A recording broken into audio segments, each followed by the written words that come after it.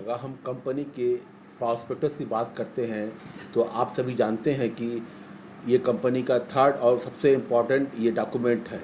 Public company जो हाँ के लिए ये कंपलसरी है कि मार्केट से फंड को रेज करने के लिए उसको प्रॉस्पेक्टस इशू करना कंपलसरी होता है। लेकिन बात करते हैं जब हम प्राइवेट कंपनी की, तो प्राइवेट कंपनी के बाय द डिफिनीशन ये साफ दिया होता है, private company can not issue the prospectus. लेकिन आपको पता है कि आपके देश में बड़ी बड़ी समय जो है प्राइवेट कंपनियां रन कर रही हैं। लगभग 93% जो कंपनियां हैं वो अपने देश में प्राइवेट कंपनियां हैं। तो जो हाँ, अधिकांश कंपनियां जो हैं पब्लिक से फंड को रेज करती हैं। वो कैसे करती हैं? बहुत सिंपल इसका जवाब है कि अपने आर्टिकल्स ऑफ एसोसिएशन को अमेंड करती हैं और उसमें ये क्लॉज डाल देती हैं कि फर्दर कभी हमको फ्यूचर में फ़ंड की ज़रूरत पड़ेगी तो हम मार्केट से फ़ंड को रेज कर सकते हैं। जब ये आर्टिकल अडॉप्ट हो जाता है तो उसके बाद प्राइवेट कंपनी भी मार्केट से फंड को रेज कर सकती हैं। अब ये क्वेश्चन राइज होता है कि what is the prospectus? A prospectus means a document which is issued to invite the general public to subscribe for the share and debenture of a company। हाँ, बिल्कुल सही है ये कि ये देखा जाए एक तरह का डॉक्यूमेंट या इंस्ट्रूमेंट होता है जो पब्लिक को ऑफर करता है, आप आइए हमारी कंपनी के शेयर डिबेंचर खरीदिए, ठीक है, हाँ आप हम आपको शेयर देंगे और आप मुझको फंड देंगे। हाँ, तो बिल्कुल सही, बिल्कुल ये क्लियर हो गया कि देखा जाए सिंपल से कहेंगे प्रॉस्पेक्ट मीन्स हाँ that is it is a document to invite the public to offer the share and debenture. अब इसके बाद हम बात करेंगे तो what is the object of prospectus.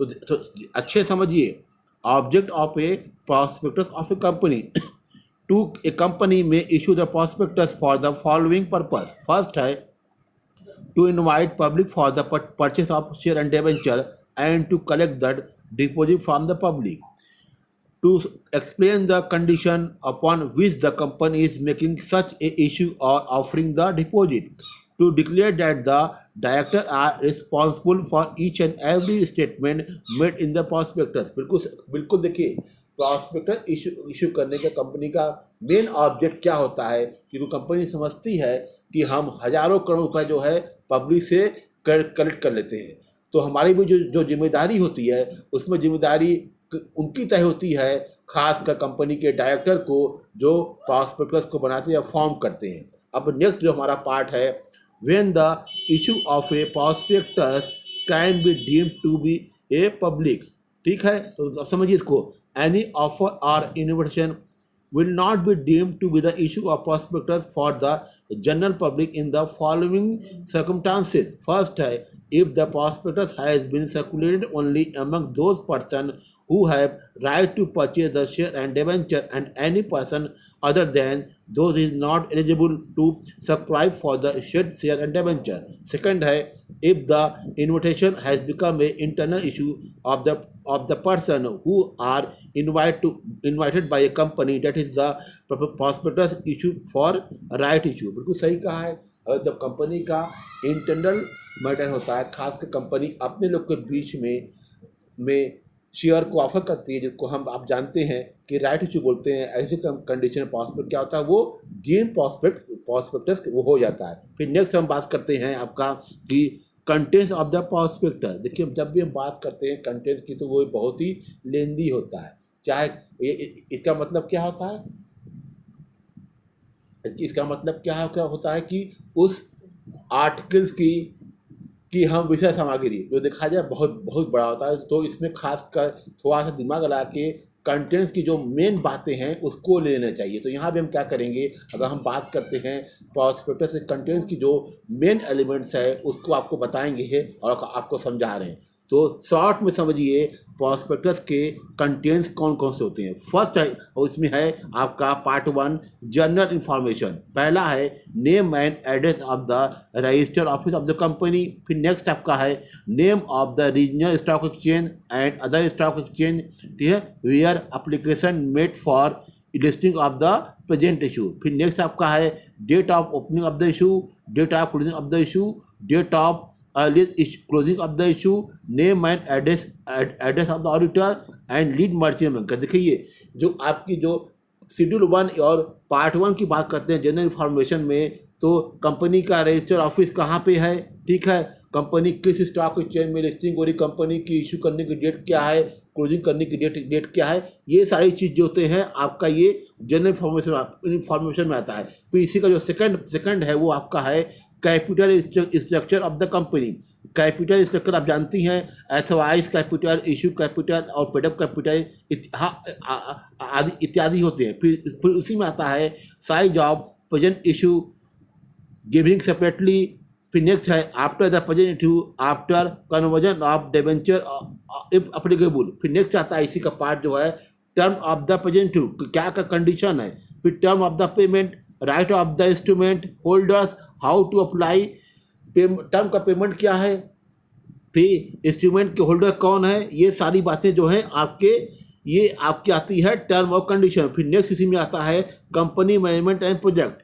फिर फिर promoters and their background, name, address and occupation of manager, managing director and other director including the nominee director, whole time director, location of the project, plant and machinery, technology, ये सारी चीज़ें जो हैं आपके company management है project में आते हैं। फिर नेक्स्ट आपका जो आता है हम अब सीधे बात करते हैं पार्ट सेकंड में। इसमें आपका जनरल इंफॉर्मेशन होता है प्रॉस्पेक्टस के कंटेंट्स में। इसमें फर्स्ट हम बोल सकते हैं consent of directors, auditor, solicitor, advocate, manager to issue, register of the issue, bank to the company.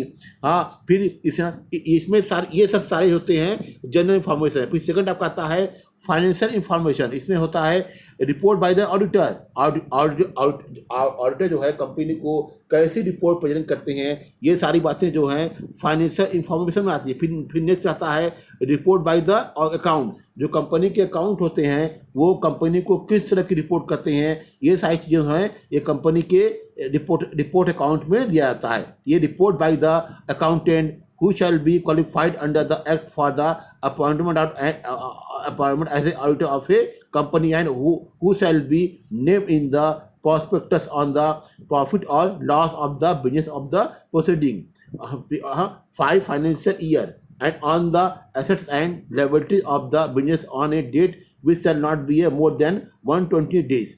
ठीक है, ये मतलब ये सारी कंडीशन है कि उसका जो अपॉइंटमेंट होना होगा वो कंपनी का बोनाफाइड आपका देखा जाए अकाउंट होना चाहिए और 120 दिन के पहले जो है वो कंपनी का जब उसका रजिस्ट्रेशन होता है उससे पहले उसका अपॉइंटमेंट कर देना चाहिए। ठीक है, ये बात सारी बातें आती हैं रिपोर्ट बाय द अकाउंटेंट। फिर आता है फिर होता है। तो ये देखा आपने कि हमने फर्स्ट और सेकंड पार्ट में प्रॉस्पेक्टस के जो कंटेंट से हमने शॉर्ट में आपको समझा दिया। अगर आपको कोई भी दिक्कत आती है तो हमको आप व्हाट्सअप करिएगा।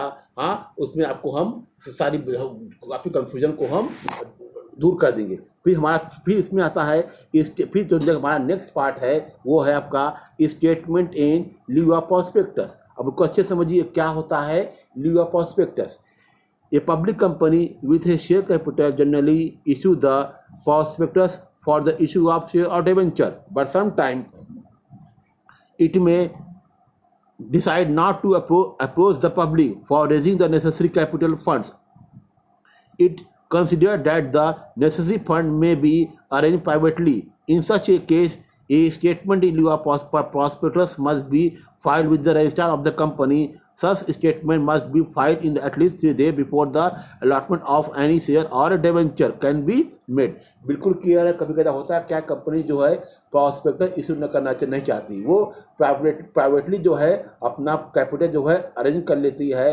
तो ऐसी कंडीशन में कंपनी क्या करती है, शेयर और या डिबेंचर के अलॉटमेंट के 3 दिन पहले वो क्या करती है, कंपनी के रजिस्ट्रार को ए statement in lieu of prospectus का एक जो है एप्लीकेशन वो लिख के जो है कंपनी के रजिस्ट्रार पर भेज देती है। उसमें साफ दिया होता है कि हम इस टाइम जो है प्रॉस्पेक्टस नहीं इशू कर रहे हैं, इसी को बोलते हैं हम statement in lieu of prospectus. फिर condition of the issue of statement in lieu of prospectus, कौन कौन सी कंडीशन होती है जब कंपनी जो है लिeu ऑफ प्रॉस्पेक्टस को इशू करती है।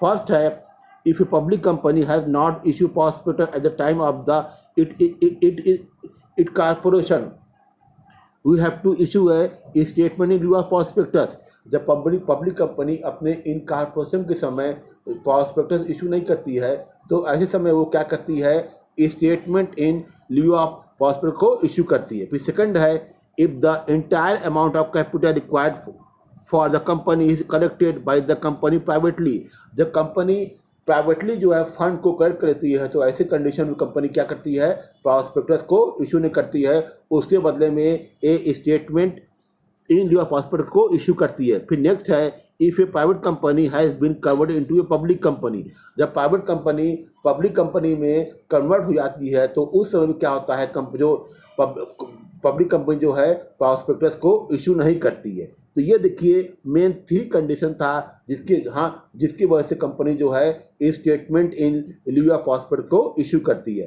फिर हम बात करते हैं, देखिए अब जो मेन आप फिर बात करते हैं काइंड्स ऑफ प्रॉस्पेक्टस की। तो फर्स्ट जो आपका बात हैं डीम्ड प्रॉस्पेक्टस। हाँ, जब हम बात करते हैं डीम्ड प्रॉस्पेक्टस की तो डीम्ड प्रॉस्पेक्टस मीन्स ए कंपनी में instead of A offering its shares or debenture for sale to the public, allot the share or debenture to an intermediary called issuing house. Thereafter, the issuing house offered them for sale to the public by advertisement or circular of its own. The document by which the offer is made to the public by issuing house is deemed for all purpose to be a prospectus issued by the company. बिल्कुल सही। Deemed prospectus का मतलब ये क्या हुआ, जब company क्या करती है, जब किसी दूसरे तरीके से अपना शेयर और परचेज को, शेयर और डिबेंचर को मार्केट में इशू करना चाहती है बिना प्रॉस्पेक्टस के, तो वो एक इशूइंग हाउस जो कंपनी के शेयर और डिबेंचर को बेचने का काम करता है उससे बात कर लेती है। वो इशू हाउस अपने कंडीशन पे वो पब्लिक को ऑफर करता है, वो एक तरह का एडवर्टीजमेंट बना के जो है पब्लिक को ऑफर कर देता है। उस कंडीशन में उस एडवर्टीजमेंट में सारी बातें दी होती हैं किस कंडीशन के द्वारा कि हम मार्केट में शेयर डिबेंचर को सेल करेंगे।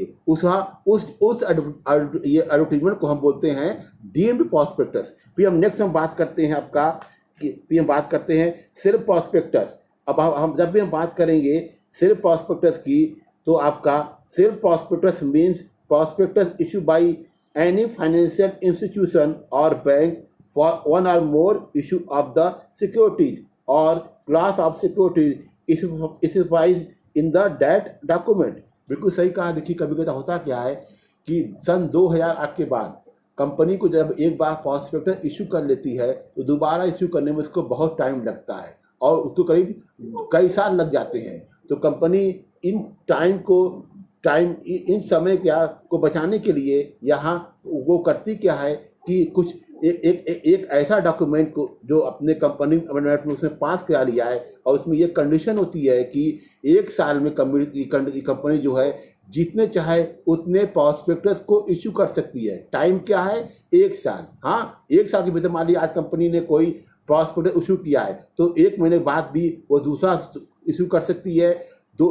उसके 10 बाद तीसरा फिर चौथा, यानी उसके लिए उसको ट्रिब्यूनल या गवर्नमेंट से परमिशन लेने की जरूरत नहीं पड़ती है। तो इसको बोलते हैं हम आपका ये सेल्फ प्रॉस्पेक्टस। मतलब एक ही साल में कंपनी जितनी बार भी प्रॉस्पेक्टस इशू करती है बिना किसी परमिशन के उसको कहा जाता है सेल्फ प्रॉस्पेक्टस। फिर नेक्स्ट हम बात करते हैं red herring prospectus. Red herring prospectus means A prospectus which does not have complete particular the price of the securities offered and the quantum of the securities offered। ये बिल्कुल सही कहा। देखिए जनरली जो ये बिल्कुल नई चीज़ आई है। अब देखिए IPO जो है जानती है, इनिशियल पब्लिक इशू या राइट इशू, ये सब पुरानी चीज़ हो गई है। अब देखिए समय बदल रहा है, टेक्नोलॉजी बदल रही है, तो कंपनियां भी अब पूरी देखा जाए तो एकदम आपका एकदम पूरी जो देखा जाए वो एकदम शीशे की तरह साफ हो गई है। तो ये जो नया ये आपका जो ये शेयर और डिबेंचर इशू करने का तरीका आया है उसको बोलते हैं रेड हियरिंग प्रॉस्पेक्टस। इसमें होता क्या है कि कंपनी क्या करती है, एक बिफोर द प्रॉस्पेक्टस इशू करने के पहले वो पब्लिक का मूड जानने के लिए कि हम जब मार्केट में शेयर इशू करेंगे तो क्या वो हमारे शेयर को पसंद करेंगे, कितने शेयर हम इशू करें और उसका प्राइस हम कितना रखें, ये जानने के लिए कंपनी क्या करती है, एक प्रॉस्पेक्टस पहले एक ऐसा डॉक्यूमेंट जो है पेपर में या ऐड देती है जो कंपनी की कंडीशन को बताती है कि कंपनी इस समय जो है अपना प्रॉस्पेक्टस इशू करने वाली है, इतना शेयर हो सकता है, उसकी प्राइस ये होगी, आप अपनी ओपिनियन डालिए। तो कंपनी पूरी कंडीशन पढ़ती है, अपनी ओपिनियन भेजती है, उसको देख के कंपनी क्या करती है, पब्लिक का मूड कैसा है, उसके आधार पर जो कंपनी जो है बाद में मेन प्रॉस्पेक्टस को इशू करते हैं। तो ये जो पहले की जो भी सारी चीज़ें कंपनी करती है वो सारी चीज़ें जो आपकी आती है रेड हियरिंग प्रॉस्पेक्टस की। बिल्कुल आपने देखा कि जो हमने बताया आपको डीम प्रॉस्पेक्टस, आपका सेल्फ प्रॉस्पेक्टस और रेड हियरिंग प्रॉस्पेक्टस, ये बिल्कुल आपका अच्छे से ध्यान रखिएगा, ये कभी कदा इंटरव्यू वगैरह में भी बोली जाती हैं। अब लास्ट बट नॉट लीस्ट हम बात करते हैं ये मिस रिप्रेजेंटेशन की, फ्रॉड की और मिस स्टेटमेंट की। देखिए तीनों में कोई अंतर नहीं होता है। आप जानती हैं जो आपका प्रॉस्पेक्टस है वो बहुत ही महत्वपूर्ण डॉक्यूमेंट होता है। आप जब भी कंपनी के शेयर को ऑफर करेंगे तो पहली बात है कि हम प्रॉस्पेक्टस को ध्यान में रख के ही किसी कंपनी का शेयर डिबेंचर खरीदते हैं। तो अगर हम बात करते हैं कि मान लीजिए हमने किसी कंपनी में का शेयर खरीदा, प्रॉस्पेक्टस में कोई ऐसी बात आ गई है कि या कोई कन्फ्यूजन वाली बातें आ गई हैं, लेकिन फिर भी हमें ध्यान नहीं दिया और कंपनी से शेयर को परचेज कर लिया, उसमें जो भी हमको पनिशमेंट मिलता है या जो भी हमको नुकसान होता है तो उसमें कंपनी को या डायरेक्टर जो भी इसके दोषी है उसको हम रेमेडी जो है हमको भरनी पड़ती है। तो इसको ध्यान समझिए कि remedies or the consequences of the misleading statement of a prospectus. If the prospectus of a company contain any misstatement, the person who has subscribed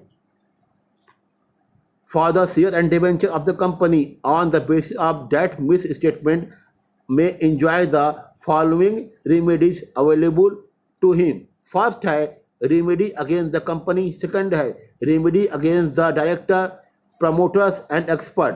फिर डिटेल में इसको हम समझा रहे हैं। फर्स्ट है आपका रेमेडीज अगेंस्ट कंपनी, ठीक है, कंपनी को किस तरह की रेमेडीज अपने इन्वेस्टर को देनी पड़ती है। वो पहला आपका है right of recession of the contract. Under contract act 1872 a contract include by A miss statement by misstatement of any material fact either innocently or fraudulent is available for the direction of the aggrieved party. Therefore मान लीजिए इसका मतलब ये हुआ कि मान लीजिए आप कोई पार्टी है, कंपनी से कॉन्ट्रैक्ट किया है, और प्रॉस्पेक्टस में जो कोई कन्फ्यूजन था, लेकिन आपने कंपनी के शेयर को आपने परचेज कर लिया है, तो आपके पास ये राइट होता है कि आप उस कॉन्ट्रैक्ट को तोड़ सकते हैं या उस कॉन्ट्रैक्ट को में बदलाव कर सकते हैं। फिर दूसरा क्या ये राइट है आपके पास, फिर नेक्स्ट है ये है right to claim the damage of fraud. मान लीजिए ठीक है आप केवल कॉन्ट्रैक्ट को तोड़ ही नहीं सकते हैं, अगर मान लीजिए कोई नुकसान भी होता है तो उसकी नुकसान जो है कंपनी को अवश्य करनी पड़ेगी, कंपनी इससे भाग नहीं सकती। फिर नेक्स्ट हम बात करते हैं remedy against the director, promoters and expert, यानी डायरेक्टर, प्रमोटर और एक्सपर्ट भी होते हैं, उसको भी जो है रेमेडी देनी पड़ती है। ये the liability of the person liable for the miss statement. ये जो पर्सन होते हैं उनको वो किस प्रकार के लायबिलिटीज के लायबल होते हैं, वो इस प्रकार है। फर्स्ट है damage for the fraud, damage for the representative, criminal liability. फिर नेक्स्ट है लायबिलिटी फॉर अमेशन। देखिए कोई फ्रॉड होता है, उसमें तो आप जानती हैं उनको जो हमारी डायरेक्टर का अगर इसमें डायरेक्टर गलती है तो उसको फ्रॉड का भुगतान करना पड़ता है। और मान लीजिए कोई कॉन्ट्रैक्ट का ओमिशन है तो उस ओमिशन को भंग करना पड़ता है। मान लीजिए कभी ऐसी कंडीशन आती है जब फ्रॉड बहुत बड़ा होता है तो डायरेक्टर, एक्सपर्ट या मान लीजिए कोई प्रमोटर्स होते हैं, उनको जेल तक की हवा खानी पड़ सकती है और साथ में उनको बहुत भारी जुर्माना भी देना पड़ सकता है। देखिए ये सारी चीज़ जो थे अभी आपने देखा, हमने आपको बताया कि मिस स्टेटमेंट या आपका फ्रॉड होने पे कंपनी की तरफ से इन्वेस्टर या अदर पर्सन को किस तरह भरपाई करनी पड़ती है। और मान लीजिए इसके लिए अगर